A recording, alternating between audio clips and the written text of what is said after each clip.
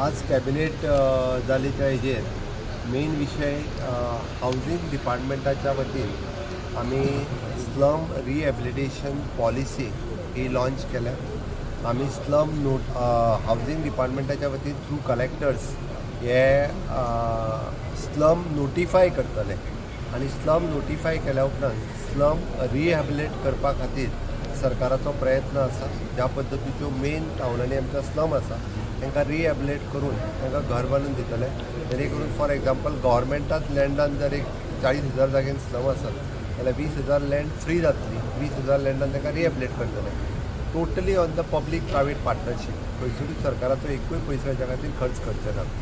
आमी म्हजें घर ह्या स्किमींतल्यान जेन्ना स्कीम हाडली तेन्ना बऱ्याच जाणांची टिका आसली की आमी सरकारी जागा तांकां विकत घेतले म्हणून, तर ना, ज्यो स्लम नोटिफाय जातल्यो त्या स्लम नोटिफायड स्लमांतल्यान कोणीच तांकां म्हजें घर ह्या स्किमीच्या अंतर्गत तांकां एप्लाय करपाक मेळचें ना। तर तांकां स्लम रिहॅबिलिटेशनांतल्यान तांकां रिहॅबिलिट करतले।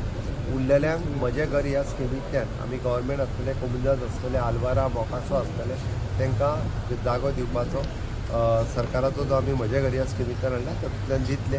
वेळच्या वेळी रेट जे कितें आहा पळय ते नोटिफाय करता। सर्वे कितें केल्लो आसा हाज्या खातीर? सर्वे सुरू आसा। स्लम रिहॅबिलिट फुकट करता तुमी?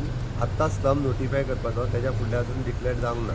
स्लम रिहॅबिलिटेशन पॉलिसी डिक्लेअर केला। सर तुमकां दिसना का विरोध जावपाक शकता? कारण हे खुबशे विरोध जावपाक शकता असं दिसना सर तुमकां? कारण खुबशे लोकांक डायरेक्ट म्हणजे बिगर गोमंतकाय तांकां मेळटले अशे तरेचो एक भास। हांवें आतां फक्त म्हटलां आमी स्लम डिक्लेअर करतले आनी स्लम रिहॅब करतले। आमी कशें करतले, कितें करतले, कितले पयशे घेतले हेजेर अजून कांयच उलोवंक ना।